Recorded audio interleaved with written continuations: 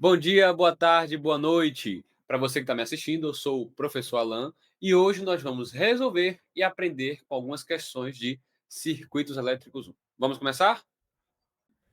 Começando pela questão número 1, da Unirio 2019, para o cargo de engenheiro da banca Sesgran Rio. Uma fonte de tensão contínua VF alimenta um circuito puramente resistivo, conforme mostrado na figura ao lado. Aplicando-se os conceitos básicos das leis de Kirchhoff, para que o valor da corrente I, essa corrente aqui, seja de 1 ampere, o valor em volts da fonte de tensão VF deverá ser de quanto? Ou seja, quanto é o valor dessa fonte de tensão aqui? A gente vai ter que relembrar dos conceitos fundamentais, que são a lei de Ohm, as leis de Kirchhoff de tensão e de corrente. A lei de Ohm diz que quando você tem uma resistência percorrida por uma corrente, surge então uma tensão, a diferença de potencial nessa polaridade, tá? A diferença de potencial na resistência é sempre positiva, onde a corrente está entrando, e negativa, onde a corrente está saindo. E a tensão, o valor do potencial, ele é proporcional à corrente por essa expressão aqui, que é a lei de Ohm. Já a lei de Kirchhoff das tensões, que a gente também conhece como lei das malhas, diz que dentro de qualquer malha, mesmo que dentro dessa malha tenha ramos compartilhados, sempre é necessário que a soma das tensões, das diferenças de potencial da malha, seja zero. Da mesma forma, a lei dos nós, ou lei de Kirchhoff das correntes, diz que em um nó, em um determinado nó, é necessário que a soma das correntes que entram e saem desse nó sejam todas nulas, ok? A soma seja nula. Portanto, a gente vai usar esses conceitos para resolver essa questão. O primeiro dado que ele dá é que essa corrente I tem que ser 1 ampere. Se ela tem que valer 1 ampere, isso significa que essa corrente vai gerar uma diferença de potencial aqui nesse resistor de 50 volts. Por quê? É a minha resistência de 50 ohms vezes a minha corrente de 1 ampere. Portanto, a minha tensão aqui nesse resistor vai ser de 50 volts. Já nesse resistor de 100 ohms, a minha queda de tensão, pelo mesmo motivo, vai ser de 100 volts. Porque eu vou ter 100 ohms vezes a minha corrente de 1 ampere, que vai dar 100 volts. Portanto, a gente vai ter essas quedas de potencial aqui nos resistores. Observe que isso aqui, para ser uma malha fechada, é necessário que essa queda de tensão seja igual a essas duas. Por quê? Geralmente a gente faz assim. Eu vou fazer uma circulação nesse sentido. Tá vendo que nesse sentido aqui entra no sinal negativo? Então, eu vou considerar essa tensão como sendo negativa. E aqui ela entra como sendo positiva e positiva. Ou seja, menos 150 mais 100 mais 50 tem que dar igual a zero. Portanto, é por isso que a tensão aqui é igual à soma dessas duas, para poder respeitar a lei de Kirchhoff das tensões. Muito bem. A partir do momento que eu conheço a minha tensão em cima desse resistor, eu consigo determinar a corrente. Pela lei de Ohm, eu sei que a tensão é dada pela resistência vezes a corrente. Logo, se eu quiser achar a corrente, basta eu pegar essa resistência e passar dividido pela tensão, que vou ter essa expressão aqui. Portanto, se a minha tensão é 150 e a minha resistência é 30, eu vou ter é 300, eu vou ter que a minha corrente vai ser meio ampere. Então, observe o seguinte: se aqui é a corrente de 1 ampere e aqui é a corrente de meio ampere, para respeitar a lei de Kirchhoff das correntes, é necessário que a corrente que entre aqui seja igual à soma das correntes que saem. Para que a corrente que entre, que a gente geralmente considera como sendo negativa, e as correntes que, somada com as correntes que saem, sejam positivas, dê valor nulo. Por exemplo, geralmente, tá? Isso aí fica um pouco a critério. Se você quiser considerar entrando positivo e saindo negativo, pode. Mas, como a preferência, eu acho que é o padrão que se adota, a gente considera a corrente entrando como sendo negativa e corrente saindo como sendo positiva. Então, a corrente aqui vai ser negativa, vai ser menos 1,5, e a corrente aqui embaixo vai ser mais 0,5 e aqui vai ser mais 1. Então, menos 1,5 mais 0,5 mais 1 dá zero, está respeitado a lei de Kirchhoff das correntes, ou então lei dos nós. Vamos agora para a próxima etapa. Eu já conheço esse potencial, e agora eu vou determinar o potencial em cima, a queda de potencial em cima desse resistor. É fácil. Se eu conheço a corrente que passa por esse ramo e ela passa em cima desse resistor, então a corrente vai ser determinada pela lei de Ohm. Então essa corrente vai ser, perdão, a diferença de potencial vai ser determinada pela lei de Ohm, que vai ser então 100 vezes 1,5. O resultado vai dar 150 volts. Pela mesma razão que nessa malha, a gente vai ter que nessa outra malha, aqui vai ter que ser igual à soma desse potencial mais desse potencial aqui. E, portanto, esse potencial aqui vai dar 300 volts de queda de tensão, ou diferença de potencial, aqui nesse resistor de 300 ohms. Logo, se eu conheço essa resistência, se eu conheço essa DDP e conheço a resistência, eu vou conseguir calcular minha corrente. Pela lei de Ohm, lembrando, pela lei de Ohm a gente encontrava que a corrente vai ser igual a tensão dividido pela resistência. Portanto, a minha tensão, se ela é 300 volts e a minha resistência é 300, logicamente a minha corrente vai ser 1 ampere. Portanto, eu vou ter o seguinte, eu vou ter esse 1 ampere e meio nesse ramo e 1 ampere nesse ramo. Para isso ser respeitado, eu preciso que esteja entrando aqui 2,5 amperes nesse ramo. Portanto, a partir dessas correntes eu consigo determinar a corrente que passa por essa resistência aqui também. Logo, agora para calcular a queda de tensão, a diferença de potencial nessa resistência, eu vou ter o seguinte: vai ser 50 ohms vezes 2,5, que é a corrente que passa por esse ramo. Com isso, a gente descobre que a queda de potencial aqui é 125. Tá, beleza. Como é que a gente vai descobrir a tensão da fonte? A tensão da fonte não é independente, não é uma fonte independente? Sim. Mas até mesmo as fontes precisam respeitar a lei das malhas. Lógico, se eu sei a fonte, ela vai determinar todos os outros aspectos do meu circuito. Agora, todos os outros dados do meu circuito, as informações que a gente encontrou. No entanto, como ele deu a corrente do final, então a tensão da fonte, ela vai ser descoberta, vai ter que ser um valor fixo para que encontre essa corrente. Então, a gente, respeitando a lei de Kirchhoff das tensões, a lei das malhas, a gente sabe que a soma dos potenciais aqui tem que ser zero, e, portanto, essa diferença de potencial aqui tem que ser igual à soma desse potencial mais a soma desse potencial. Portanto, essa tensão da fonte vai ser 125 mais 300, que vai ser 425 volts, o que faz com que o nosso gabarito seja a letra D. Vamos agora para a questão de número 2, da prova da Transpetro de 2018, para profissional de nível superior da banca Sesgra Rio. Considere o circuito elétrico de corrente contínua e puramente resistivo mostrado na figura ao lado. Conectando-se uma carga resistiva de 2 kΩ entre os terminais A e B, qual é o valor em miliwatts da potência dissipada nessa carga? Muito bem. Vamos lembrar de algumas coisas, tá? Primeiro, ele quer a potência conectada em uma determinada carga.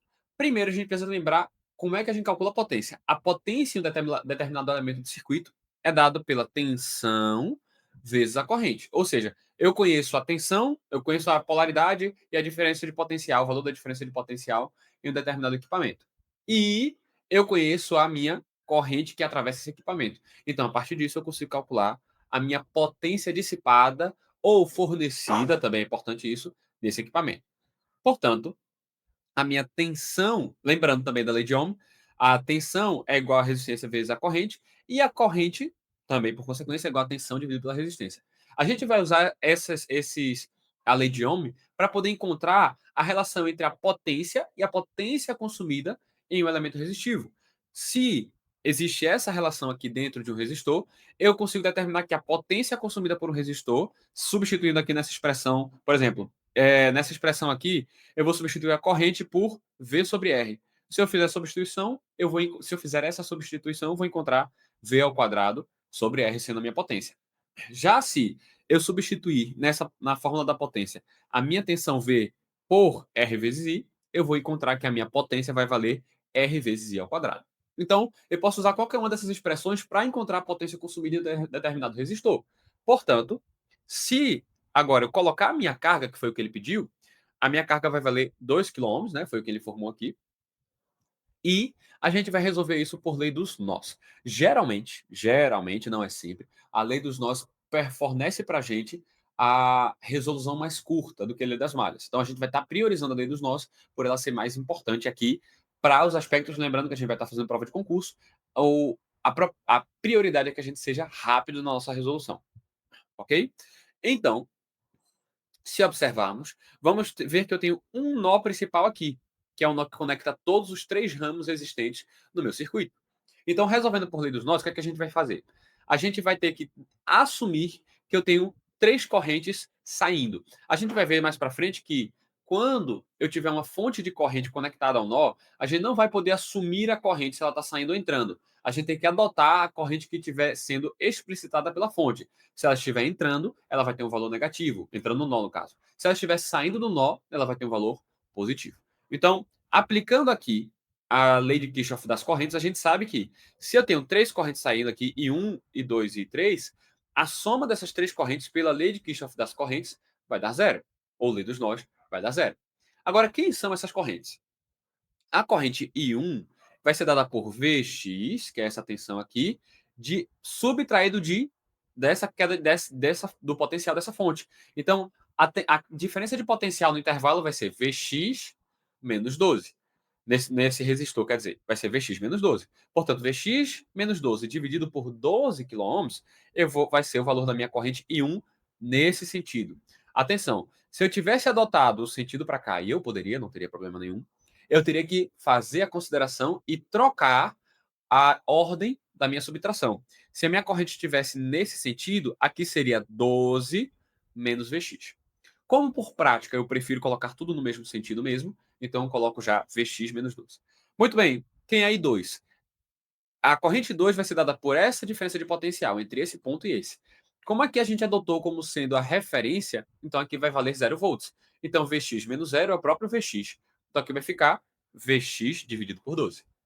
Já a I3, que é a corrente que a gente vai ter interesse, por quê? Porque a corrente que passa por essa resistência aqui vai ser Vx dividido por esses dois resistores em sequência. Perceba que a corrente vai passar por aqui, vai passar por aqui. Então, eu tenho esse resistor mais esse resistor. A resistência total vai ser 4 kΩ e, portanto, a corrente 3 vai valer Vx sobre 4 kΩ. Por que Vx sobre 4 e não Vx menos alguma coisa? Porque aqui, como também está conectado ao meu nó de referência, aqui também vale zero. Portanto, é Vx menos zero dividido por 4. E aí, a gente vai ter, substituindo aqui na minha expressão da lei de Kirchhoff das correntes, teremos essa expressão aqui. Então, passando o termo independente para o outro lado, a gente vai ficar com a expressão de uma única variável. E aí fica fácil de resolver. É só a gente resolver essa soma de frações aqui, e a gente vai encontrar aqui a minha tensão Vx, né? Fazendo as simplificações das frações aqui, passando, multiplicando, dividindo, isso aí que todo mundo já tem que saber. A gente vai encontrar Vx igual a 12 sobre 5 volts. Veja bem, Vx igual a 12 sobre 5 não é nossa resposta. Ou 12 sobre 5 ou 2,4, tá? Tanto faz. Não é nossa resposta. A nossa resposta é qual a potência dissipada nesse resistor.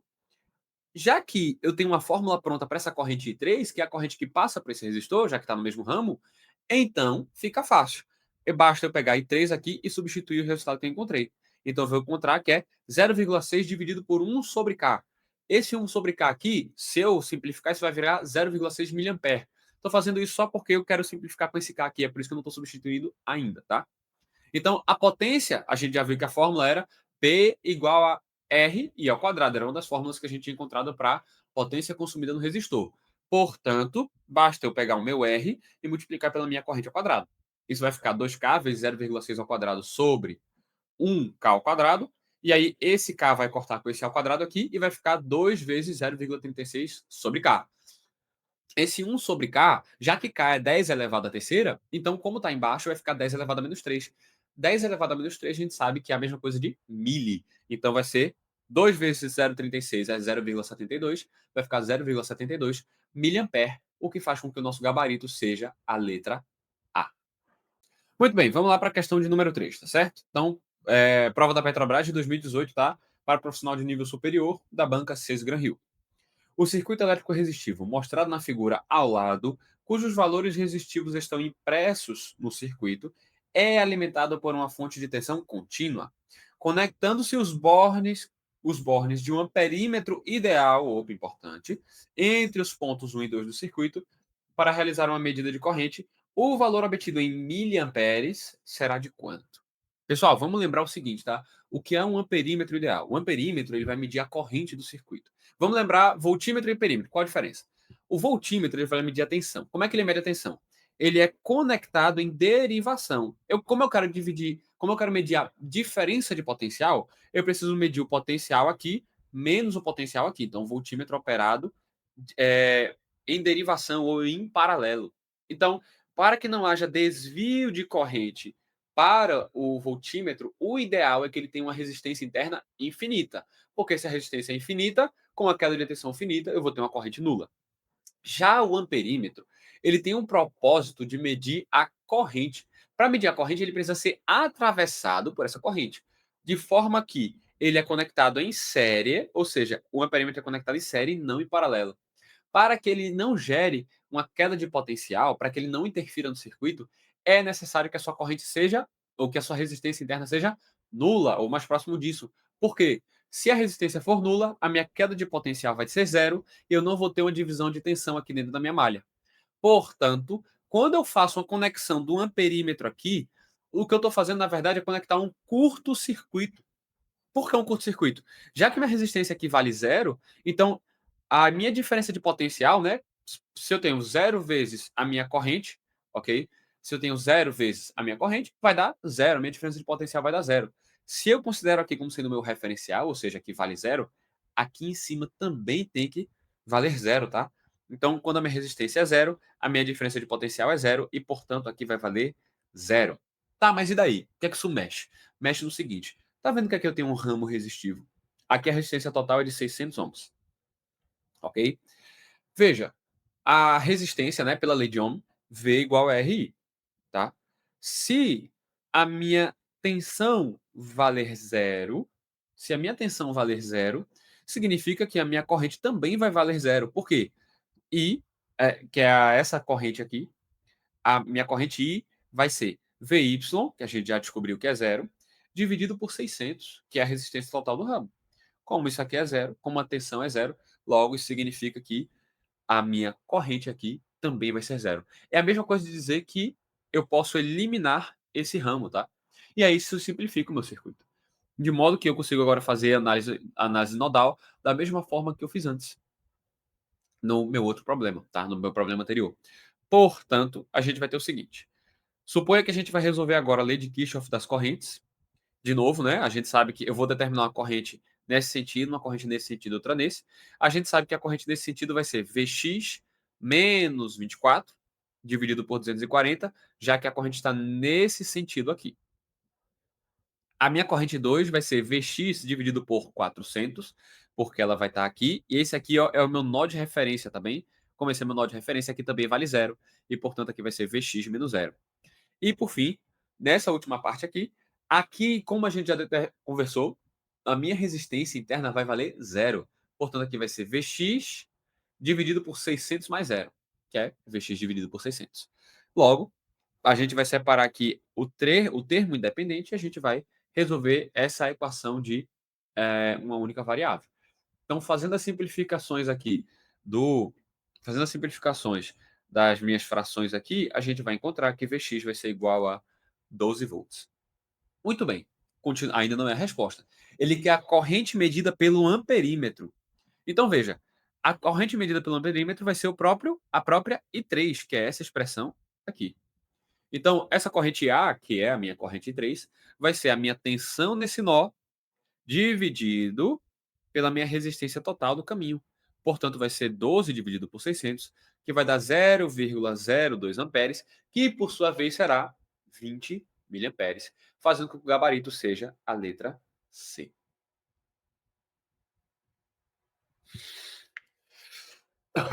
Golinho.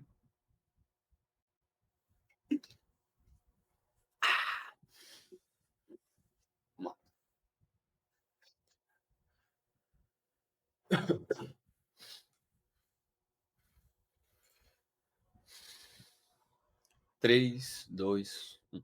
Vamos agora para a questão de número 4, da Petrobras, prova de 2018, para profissional de nível superior da banca CES Gran Rio.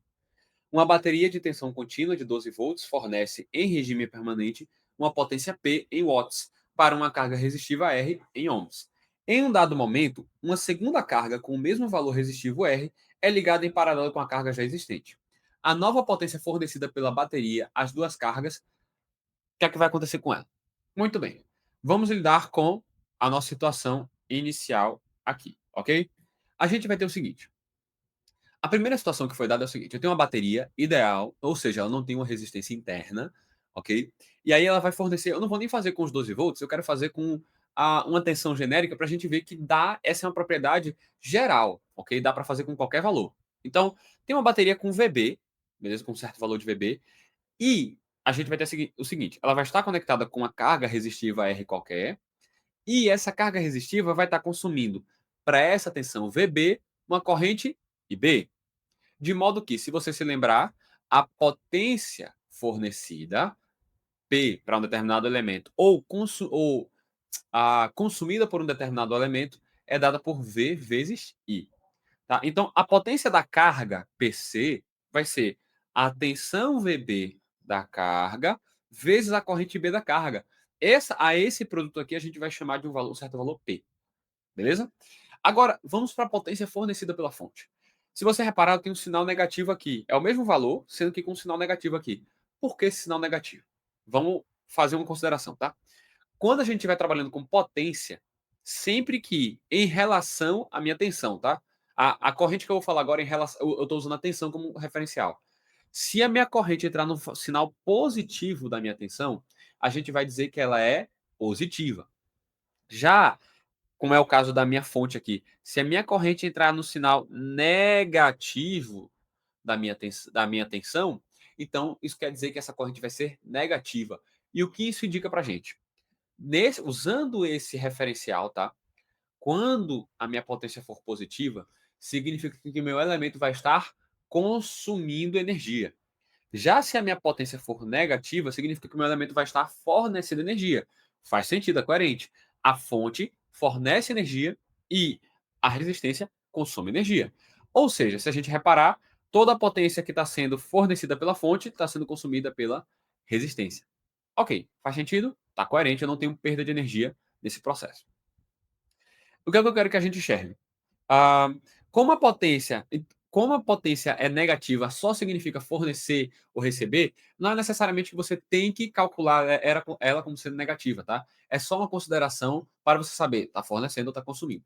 Então, você vê aqui que ele nem fala aqui nas alternativas sobre valor positivo e negativo. Beleza? É só uma consideração para a gente saber se está consumindo ou está fornecendo. Tá, essa é a primeira situação. Acho que já está bem clara e entendida. Ele fala agora que ele conecta em paralelo com essa resistência uma outra resistência, que é essa situação aqui. Nessa segunda situação aqui, a gente vai ter que, como essa resistência foi conectada em paralelo, perceba, eu tenho essa minha tensão VB aqui, e como aqui surgiu uma outra malha, para poder respeitar a lei de Kirchhoff das tensões, eu vou ter que conectar aqui uma outra resistência, ou eu vou ter que ter aqui a mesma queda de tensão VB para que a soma dê igual a zero. Então repare que eu vou ter a mesma tensão em cima do mesmo valor de resistência. O que é que isso vai produzir? Ora, se quando eu tinha essa resistência e essa tensão estava em cima desse valor de resistência, eu tinha essa corrente B, aqui, já que é a mesma condição de tensão e resistência, vai ter que surgir a mesma corrente IB. Em outras palavras, aqui vai consumir IB, aqui também vai consumir IB, e por consequência, aqui, para poder respeitar a lei de Kirchhoff das correntes, vai ter que sair 2IB da minha fonte. Então, calculando as potências, a minha potência consumida pela carga 1, que é pelo meu resistor 1, vai ser VB vezes IB, que vai ser o valor de P, o mesmo calculado aqui em cima. Já a minha potência consumida na carga 2 vai ser VB vezes IB também, que vai dar a minha potência. Ou seja, eu tenho 2P sendo consumido. Por consequência, eu preciso encontrar 2P sendo fornecido para respeitar o balanço de energia.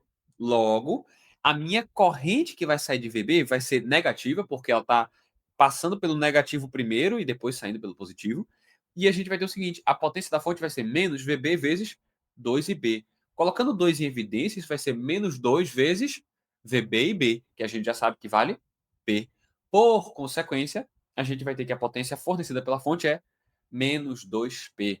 Vê que legal. Eu aumentei o consumo, logicamente eu tenho que aumentar o fornecimento. Por que é importante eu ter falado que a fonte era ideal no começo? Como aqui eu tenho se a fonte não fosse ideal, aqui eu teria uma resistência interna, e eu tendo essa resistência interna, eu ia ter uma queda de tensão maior, e, portanto, conectar uma carga em paralelo ia fazer com que eu tivesse uma queda, né? Eu não ia estar fornecendo 2P. eu ia estar fornecendo um valor menor do que 2P devido a essa resistência aqui, tá certo? Então, é importante essa consideração para esse problema agora que a fonte ela tem que ser considerada ideal, ok? Portanto, a minha resposta aqui, como a potência dobra, né? Minha resposta é a letra B, que vai ser o nosso gabarito. Vamos agora para a questão 5, da BR 2015, para profissional júnior da banca Sesgran Rio. Desejando determinar a resistência desconhecida, Rx, do circuito mostrado na figura ao lado, um operador mediu a resistência equivalente entre os pontos 1 e 3 do circuito e obteve o valor de 3 ohms. Então, o valor de 3 ohms é a resistência total aqui que ele observou medindo desse ponto até esse. Considerando a configuração do circuito e o valor da resistência R igual a 2 ohms, o operador verificou que o valor da resistência Rx em ohms é de quanto? Galera, é o seguinte, tá? A gente vai ter que lembrar sobre os equivalentes de resistência. Eu tenho dois tipos de equivalente: equivalente série e equivalente em paralelo. O equivalente série é o mais fácil, que é quando eu coloco resistências todas no mesmo ramo, ok? Todas conectadas ao mesmo ramo, a gente vai ter que o valor da resistência equivalente é a soma. Por que isso? Cara, quando eu passo a mesma corrente por todos, aqui eu vou surgir uma queda de tensão V1, V2, tarará, Vn. Então, a minha queda de tensão total vai ser a soma de todas essas quedas de tensão. Como cada queda de tensão é R, por exemplo, é R1 vezes I, mais R2 vezes I, mais parará, mais Rn vezes I, isso vai fazer com que, se eu colocar I em evidência, a minha tensão vai ser a soma de todas as resistências, R1, R2, R3, até Rn, vezes a minha corrente I em evidência. Portanto, a minha resistência equivalente é a soma de todas as resistências. Isso é bem intuitivo. Agora, já o caso paralelo, em que elas não são conectadas em série, mas são todas conectadas em derivação, ou seja, todos com o mesmo, conectados ao mesmo nó, que é esse caso aqui, isso vai fazer com que elas não compartilhem a corrente, mas sim a tensão. A tensão vai ser a mesma sobre todas. Portanto, se eu quiser calcular a minha corrente total, lembrando, a corrente total é a minha tensão dividido sobre a minha resistência. Logo, a, a minha corrente total, que é a corrente que vai entrar aqui, é a soma das correntes que entram em todos esses nós. De modo que I total vai ser I1 mais I2 mais parará mais IN. No final, isso vai ser colocando, substituindo, vai ser V sobre R1 mais V sobre R2 mais V sobre R3, taraná, por aí vai. Logo, a minha resistência equivalente total, se eu colocar V em evidência, vai ser a soma dos inversos das resistências. 1 sobre R1 mais 1 sobre R2 mais 1 sobre taraná mais 1 sobre Rn. Tá certo? Então é por isso que a minha resistência equivalente, o inverso da resistência equivalente é a soma dos inversos das resistências. Muito bem, vamos usar isso agora para resolver o nosso problema. A gente vai ter que a resistência equivalente desse paralelo aqui vai ser 1 sobre R equivalente igual a 1 sobre 2 mais 1 sobre Rx. Fazendo as simplificações algébricas, a gente vai ter que a resistência equivalente vai ser essa expressãozinha aqui. Então, essa resistência aqui, esse par de resistências, pode ser substituído por uma única resistência aqui entre os nós 2 e 3. E aí a gente vai ter o seguinte, como esses dois aqui estão em série, a minha expressão vai ser 2 mais essa expressão aqui vai ser igual à resistência que ele encontrou, que vai valer 3. E aí é só resolver a expressãozinha de uma variável, tá? Então, resolvendo, a gente vai encontrar aqui Rx vai ser igual a 2 ohms, que é essa resistência aqui. Faz sentido, por quê? Se você depois tentar fazer isso em casa, você vai ver que se eu coloco o paralelo entre resistências iguais, o valor da resistência equivalente vai ser o valor da resistência dividido pelo número de resistências em paralelo. Como aqui eu tenho duas resistências e as duas valem 2, então isso aqui vai ficar 2 dividido por 2, que vai dar 1. Se eu pegar esse 1 e somar com esse 2 aqui, o total vai dar 3, que é coerente com o nosso gabarito. Portanto, a resistência Rx vai valer 2 e o gabarito da gente é a letra D.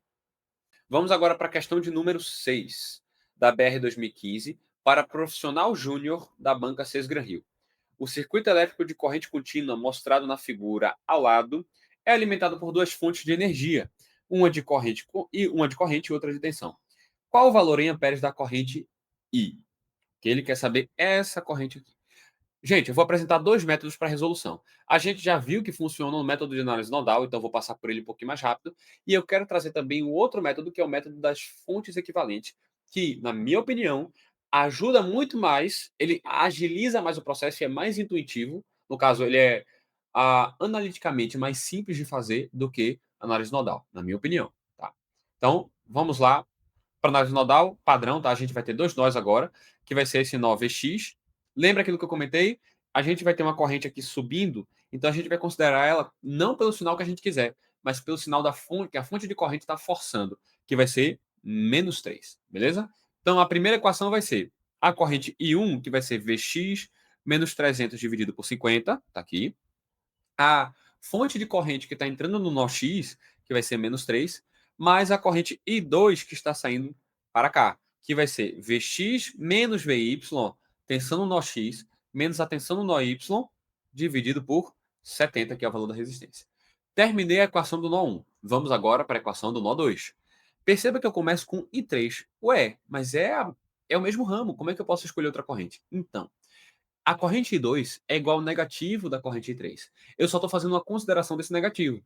Para eu poder fazer essa consideração corretamente, eu tenho que dizer que I3, né, que é essa corrente aqui saindo do nó, vale Vy menos Vx.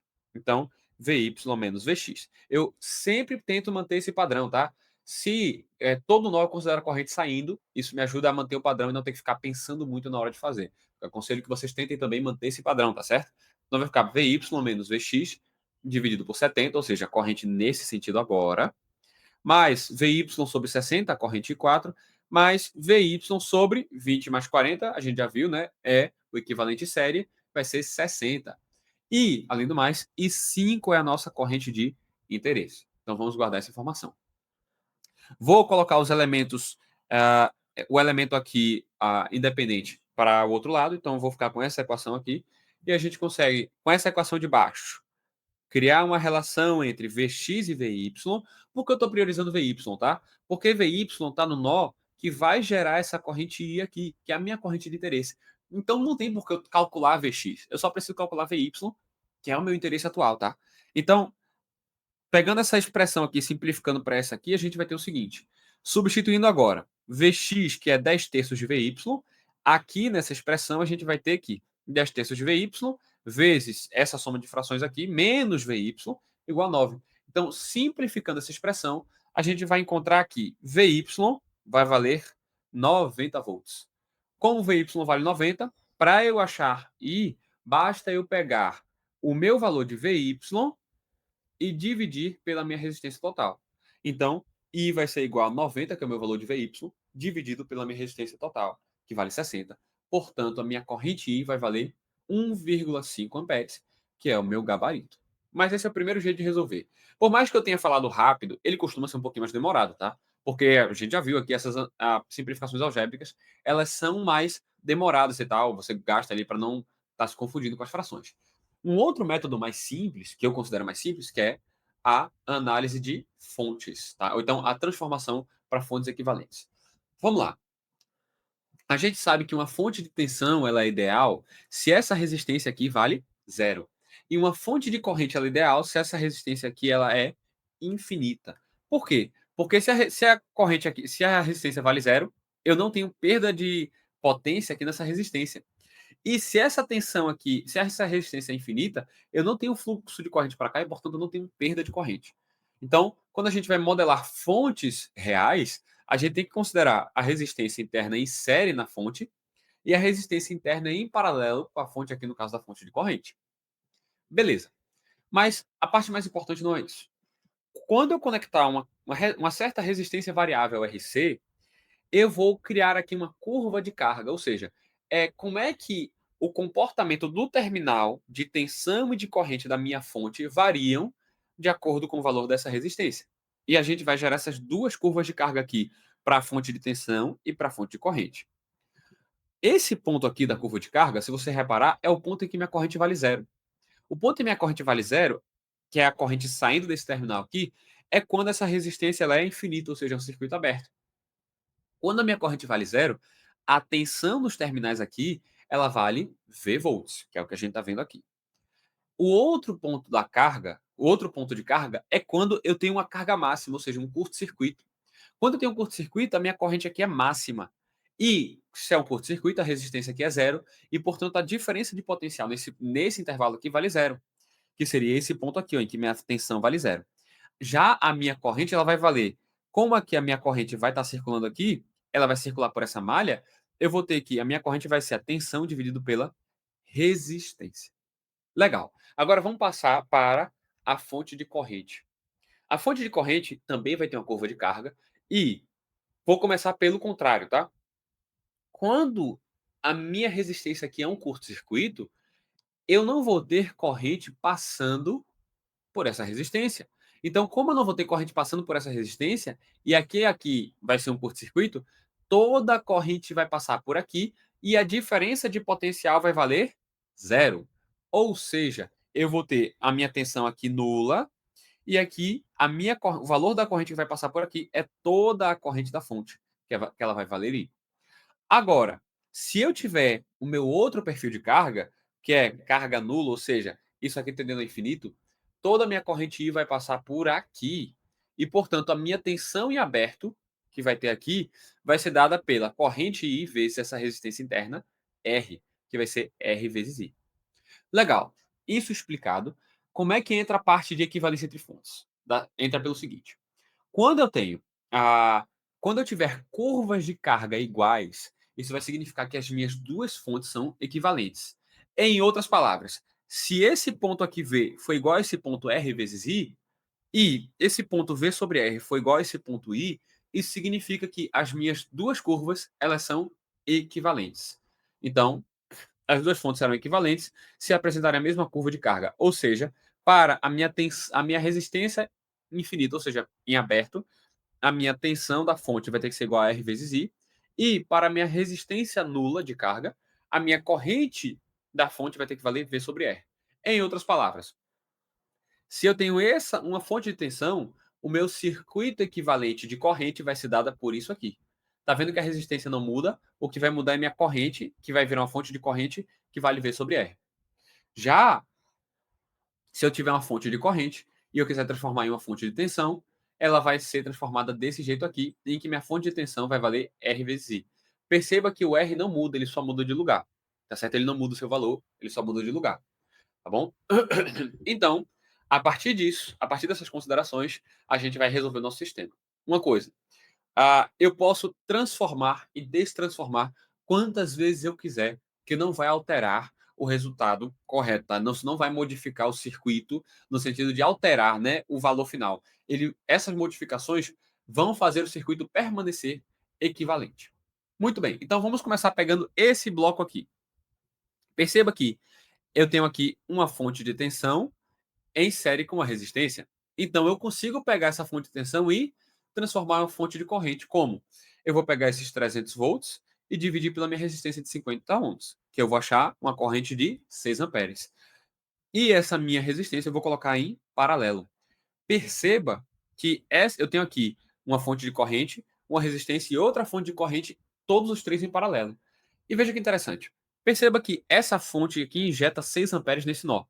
E essa fonte injeta 6 amperes nesse nó. Portanto, eu vou ter uma soma de 9 amperes injetados nesse nó. É como se eu tivesse uma única fonte de corrente injetando 9 amperes nesse nó. Legal, eu consegui obter agora uma fonte de corrente. Vou pegar essa fonte de corrente e transformar em uma fonte de tensão. Como? Eu pego essa minha corrente, multiplico pela minha resistência de 50 ohms, e eu vou encontrar aqui 9 vezes 50, que vai dar 450 volts. E a minha resistência, como ela não mudou, ela só volta aqui para a posição original que ela estava. E aí, esse circuito aqui se reduz para esse circuito aqui. Veja, agora eu vou estar com a minha resistência de 50 em série com a minha resistência de 70. Isso vai fazer com que isso vire uma resistência de 120. Portanto, esse circuito agora se reduziu para esse circuitinho aqui. Já está menor. Eu já tenho agora duas malhas. Eu tinha três, agora eu já tenho duas. E agora veja que interessante. Eu posso pegar isso aqui e transformar em uma fonte de corrente. Como? Eu vou pegar só esse ramo e transformar em uma fonte de corrente. O que eu vou ter? 450 dividido por 120, vai ser minha fonte de corrente, em paralelo aqui com a minha resistência de 120 ohms. E aí veja que legal, essa resistência também vai estar em paralelo com a resistência de 60, que é essa resistência aqui que eu peguei. Então eu consigo fazer o paralelo entre elas, tá? Eu só coloco aqui na expressão da resistências paralelas, e aí eu vou encontrar que a minha resistência equivalente vale 40 ohms e que a minha fonte de corrente equivalente vale 3,75 amperes. Portanto, se eu quiser agora destransformar isso para uma fonte de tensão, basta eu pegar esse valor, multiplicar pela minha resistência, que é isso que eu estou fazendo aqui, e encontrar aqui e trocar a minha resistência de 40 ohms de lugar. E aí vê que legal. Se eu multiplicar, eu vou encontrar 150 volts em série com a resistência de 40 ohms e aqui com o resto das cargas do meu sistema. Eu nem preciso agora transformar de novo, porque como isso aqui já virou uma única malha, basta eu somar essas resistências para descobrir a corrente que eu quero, que é a corrente que passa por esse resistor aqui de 40. Então, 40 mais 20 mais 40 vai dar 100 ohms. E aí, para eu achar a minha corrente, basta eu pegar a minha tensão da fonte e dividir pela minha corrente de carga, que vai pela minha resistência total, que eu vou achar 1,5 amperes, que também é meu gabarito. Pareceu um pouco mais longo, porque eu estou explicando passo a passo, mas analiticamente, para mim, é mais simples. E aí eu sugiro que vocês também tentem treinar esse tipo de resolução, que pode ajudar vocês bastante em algumas questões. Vamos agora para a questão de número 7. Prova da Petrobras de 2017 para profissional de nível técnico da banca Sesgran Rio. No circuito mostrado na figura ao lado, as resistências R1, R2 e R3 são iguais, e o circuito é alimentado por uma fonte de tensão V. Considerando-se a configuração do circuito, as potências P1, P2 e P3, dissipadas pelos resistores R1, R2 e R3, são tais que. E aí ele dá uma série de relações entre essas potências. Bom, para a gente resolver isso, vamos fazer algumas considerações importantes, tá? Primeiro, eu tenho essa tensão aqui e ela vai se dividir entre uma tensão V1 e entre a tensão V2 e V3 que aplica aqui. Mas o que, é que a gente tem que observar? R3 e R2 estão em paralelo. A gente já viu que quando tenho resistores em paralelos, eles compartilham a mesma tensão, de modo que essa tensão V2 é igual à minha tensão V3. Então, como a minha potência é uma função de V2 e de V3 e as resistências são iguais, como essas tensões são iguais, isso já significa que P2 é igual a P3. E a gente já consegue riscar a letra E e a letra D. A letra E e a letra D. Por quê? Está dizendo que P2 é maior que P3 e P2 é menor do que P3. Então, a gente sobra para a gente letra A, letra B e letra C, que é o que a gente vai analisar agora. Além disso, a gente vai ter que, como as duas resistências são iguais, e a gente está fazendo paralelo, lembra que a gente comentou na questão passada? Quando a gente tem duas resistências em paralelo, foi na retrasada, não me lembro agora. Como a gente tem duas resistências em paralelo, a gente vai ter o valor da minha resistência dividido por 2, que eu tenho duas em paralelo. Então, a minha resistência aqui vai ser R sobre 2. Se eu quiser agora fazer um divisor de tensão aqui nesse circuito aqui embaixo, eu vou ter o seguinte: V1 associado a R e V2 associado a R sobre 2. Ora, observe o seguinte: quem é a minha tensão V1? A minha tensão V1 vai ser a minha resistência R dividido pela soma das resistências. Quando a gente tem um divisor de tensão, tá? A minha tensão em cima de uma resistência é o valor daquela própria resistência dividido pela resistência total do circuito. Então vai ser R dividido por R mais R sobre 2 vezes a tensão V aplicada, que vai dar 2 terços de V. Já a tensão aqui embaixo vai ser R sobre 2 dividido por R mais R sobre 2 vezes V, que vai dar 1 terço de V. Com isso, a gente já assevera que V1 é maior do que V2 e, por consequência, que V1 é maior do que V3. Então, por consequência, a minha potência P1 ela vai ser maior do que P2 e que vai ser igual a P3, né? P2 vai ser igual a P3. Com isso, a gente já consegue eliminar a letra A, que está dizendo que P1 é igual a P2, a gente já viu que isso é falso, e a letra C, que está dizendo que P1 é menor do que P2. Portanto, o nosso gabarito vai ficar sendo a letra B. Vamos lá para a questão de número 8 agora, da eletronuclear, prova de 2022, para profissional de nível superior da banca Sesgran. A figura abaixo apresenta uma ponte de Wheatstone utilizada para medir o resistor RX, esse daqui. A tensão da fonte e a medida do voltímetro são iguais a respectivamente 10 volts. A tensão da fonte essa aqui, e o voltímetro é isso aqui, 10 e 4 volts, voltímetro médio 4 volts. Sabendo-se que os resistores R1, R2 e R3 são iguais a 5, ou seja, que é tudo igual a 5. E o valor, qual o valor de X, que é maior que os demais, possui em ohms igual a quanto? Ou seja, eu vou refazer a pergunta. O valor de X, que é maior que os demais, possui o valor em ohms igual a quanto? Pronto. Veja, observe o seguinte. Ah, todas as resistências aqui valem 5 ohms, com exceção a essa. Ele disse que isso aqui é maior do que 5 ohms. Então, lembrando também que o voltímetro, né? Ele tem uma resistência infinita, então não vai ter fluxo de corrente aqui nesse ramo do meio. E outra coisa importante, ele informa que a minha tensão aqui vale 4 volts, mas ele não informa a polaridade. E essa polaridade é importante para a gente conseguir determinar, porque sem a polaridade eu não consigo saber como é que está a direção, né? Como é que está a distribuição das tensões aqui no meu circuito. Cabe a gente então testar. Veja, por primeiro, vamos pegar essa figura aqui e deixar ela um pouco mais palatável, tá?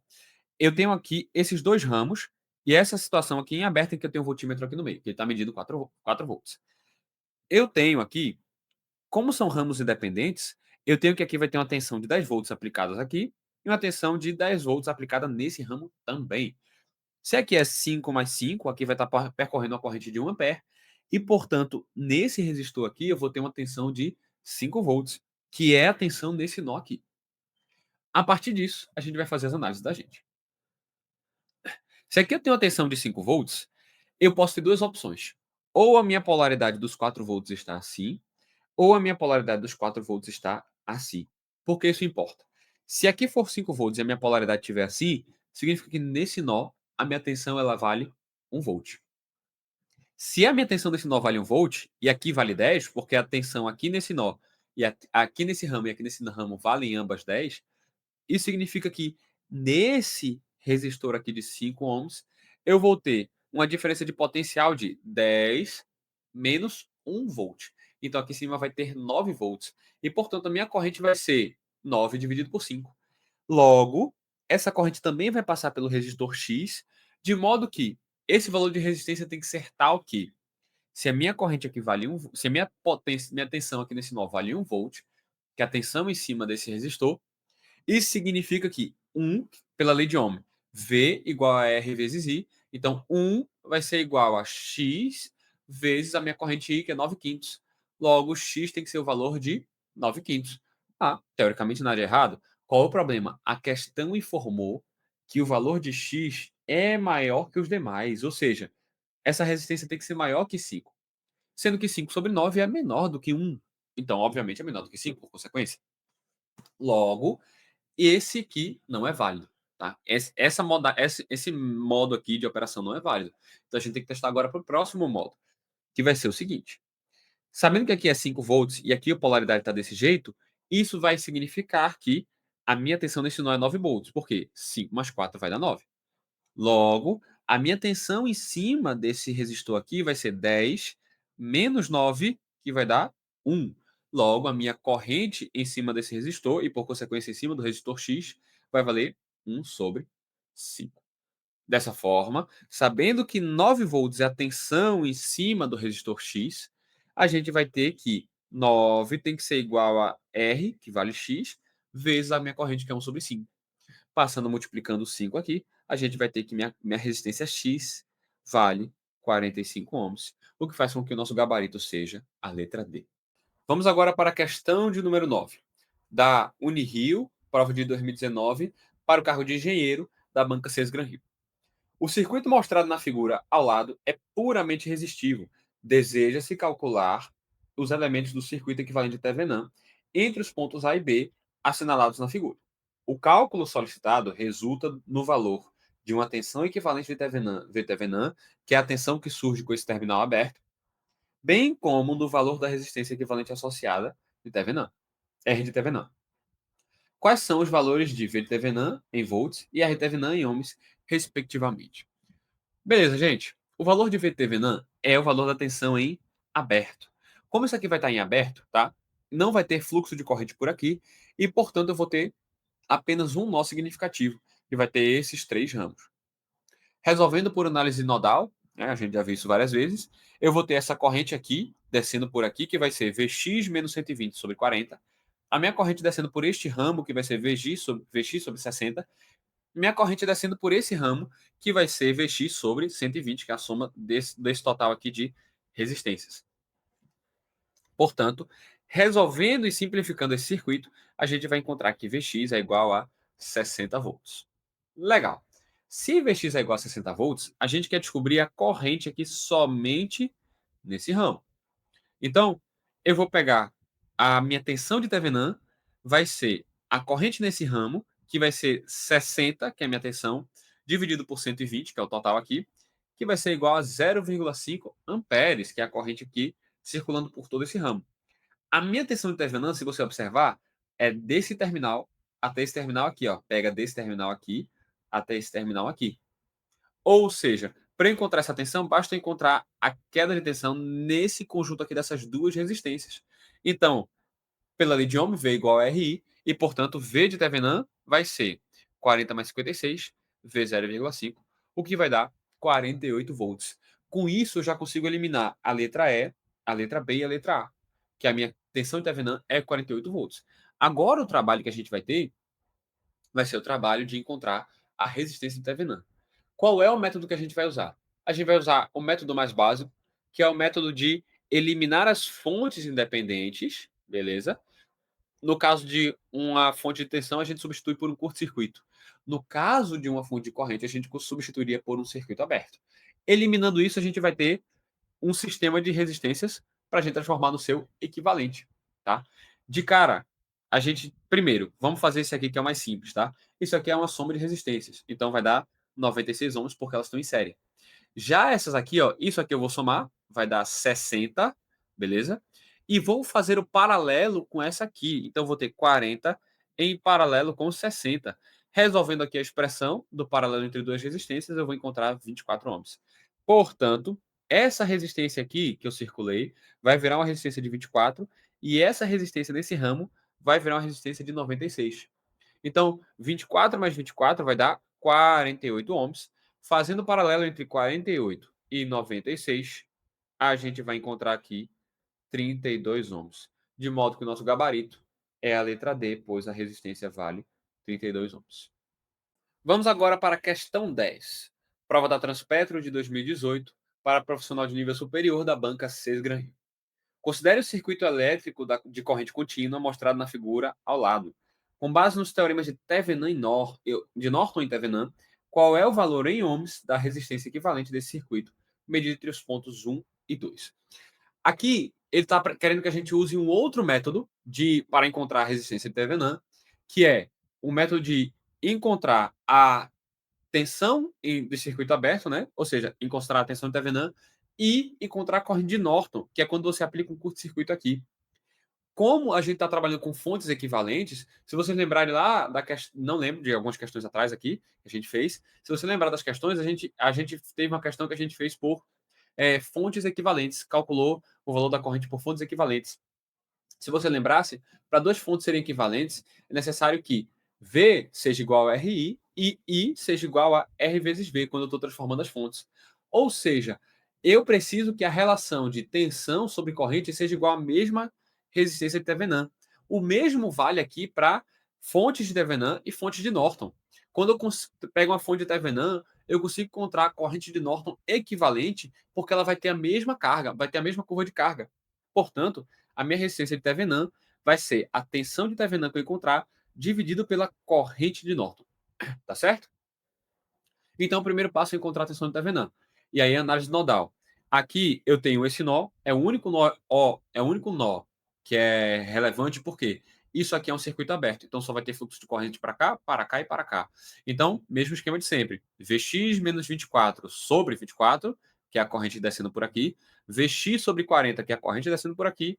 E Vx sobre 25 mais 30 mais 10, que é a corrente descendo por aqui, que vai dar 20 Vx sobre 65. Colocando o termo independente para o outro lado, e aí a gente vai ter a resolução que VTV vai valer 15 sobre 2. Vamos manter a fração, que é mais simples agora.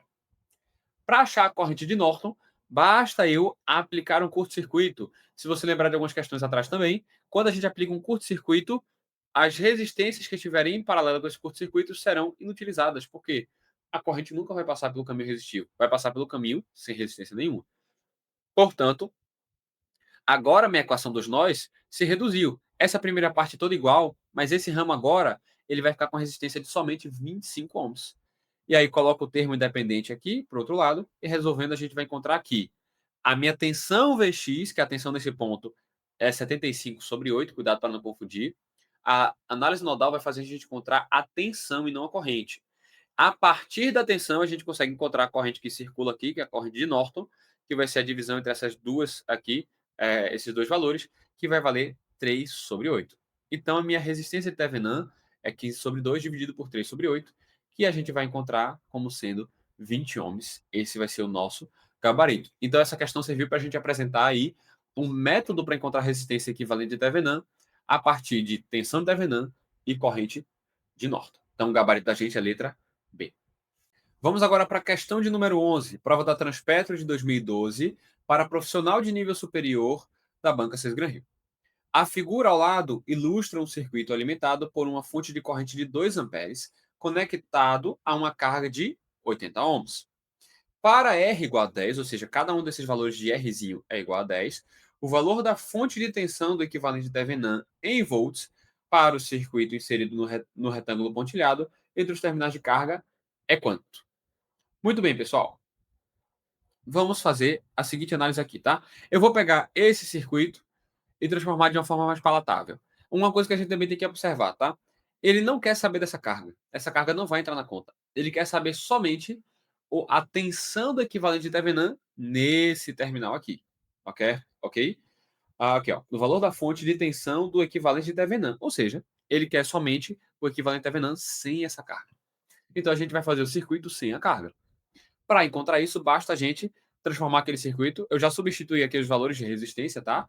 Aqui valia 10, aqui valia 1R, aqui valia 3R. Como R era igual a 10, eu substituí aqui por 10 e 30. Aqui valia 2R, 2R, substituí por 20. E aqui em cima valia 2R, também substituí por 20. Basta eu encontrar o valor dessa soma aqui, que vai dar 40, e o valor dessa soma aqui, que vai dar 40. Opa, eu tenho dois resistores iguais em paralelo. Basta eu pegar o valor e dividir por 2, que eu vou achar 20 ohms. Portanto, eu vou ter aqui um resistor de 20 ohms e um resistor de 20 ohms. Como eu vou estar circulando aqui a mesma corrente por ambos, a minha tensão aqui vai valer 20 vezes 2 amperes. Portanto, vai valer 40. Logo, minha tensão de Thevenin vale 40 volts. E o gabarito da gente é a letra C. Vamos agora para a nossa questão de número 12. Prova da Transpetro de 2012 para profissional de nível superior da banca Sesgran Rio. A ponte de Wheatstone, apresentada na figura ao lado, tem como objetivo medir variações na resistência X. Essas variações estão sendo representadas por esse ΔR, ok? Considere que inicialmente o valor da resistência X é R, ou seja, R é igual a todas as outras resistências inicialmente, e que a ponte está em equilíbrio. Assumindo-se que o voltímetro possui alta impedância e não oferta circuito, em outras palavras, resistência infinita, não passa corrente por aqui. Qual das alterações a seguir faria a leitura do voltímetro V0 dobrar para um determinado valor de variação de resistência Rx? Bom, vamos tentar deixar claro o que ele está querendo aqui na questão, tá? Primeiro, vamos enxergar aqui algumas coisas que a gente já consegue deixar antes de começar a fazer isso aí que ele quer. Tá? Vs sobre 2 tem essa tensão nesse nó aqui vale Vs sobre 2 por quê? Como aqui eu não tenho carregamento, ou seja, minha corrente aqui é zero, eu tenho uma corrente que passa aqui e uma corrente que passa aqui. Elas dependem exclusivamente do valor de resistência do ramo e de Vs. Portanto, como eu tenho duas resistências iguais, a minha tensão aqui vai ser metade da tensão da fonte. Então eu sei que a tensão desse nó vale Vs sobre 2. Agora, quanto é que vale a minha tensão Vx? A minha tensão Vx aqui vai ser um divisor resistivo. Por quê? Eu tenho, lembra? Quando eu quero calcular um divisor de tensão resistivo, o valor da tensão no resistor vai ser o valor de X, que é o valor da minha resistência, dividido pela soma da resistência total, que é X mais R, vezes a minha tensão da fonte, Vs. Logo, a sua tensão Vx vai ser X sobre R mais X vezes o valor da fonte de tensão Vs. Que substituindo vai ser R mais ΔR, né, que é o valor dessa resistência aqui, sobre 2R Por quê? É R mais R mais ΔR, tá? Então, posso substituir aqui. E aí, veja que interessante. A expressão da minha tensão, a expressão da minha tensão do voltímetro, que eu vou chamar aqui de Vs menos Vx, vai ser dada por V0 em função de ΔR, ou V do voltímetro em função de ΔR, vai ser Vs vezes essa expressão aqui. E para um determinado ΔR0, ΔR0, essa tensão do voltímetro vai valer V, ok? Guarda essa informação. A questão pediu o seguinte: a questão pediu o valor, qual parâmetro deve ser modificado para que, quando eu tiver esse mesmo ΔR0, ao invés dele me dar V, ele me dá 2V, ou seja, o dobro da minha tensão medida. Então, ele vai dar aqui algumas variações de parâmetro. Quais são os parâmetros que a gente pode variar? Basicamente, eu tenho dois: o valor da minha resistência R e o valor da minha fonte de tensão, porque ΔR aqui é a minha variável. Então, quais são as variações que eu posso fazer nesses parâmetros que vão me dar essa variação que eu quero, que é o dobro de V, ou seja, 2V. Veja, esse tipo de questão não é para você fazer ela na mão mesmo, não. Que é inviável. Você vai ver aqui as contas que a gente vai fazer, elas são inviáveis de fazer na mão numa prova de concurso. É para você fazer análise e observar por alto. Você pode até montar essa expressão aqui e ver por alto. Beleza. Qual parâmetro aqui eu vario e de cara já vai me dar o dobro da minha tensão? Cara, a letra A ele já dá a resposta para gente. Dobrar a tensão VS. Observe que, se essa é a minha expressão original, e eu dobro e para um determinado ΔR0, tudo isso aqui vai ser o meu V. Se eu dobro VS, eu estou pegando 2 vezes toda essa expressão aqui que vale V. Logicamente, isso aqui vai valer 2V e é o meu gabarito. Tá? Então, é esse tipo de análise que você tem que fazer, esse tipo de questão. Agora, vamos olhar cada uma das outras alternativas e entender por que elas estão erradas. Tá? Vamos para a questão B agora, para a letra B agora. Ele falou que dobrar o valor de R resolve. Veja, se eu dobrar o valor de R, eu vou estar alterando aqui dentro. Tá? Eu vou estar alterando aqui dentro. Observe que se eu simplificar, o que é simplificar? É pegar essa expressão aqui e dividir por essa expressão original.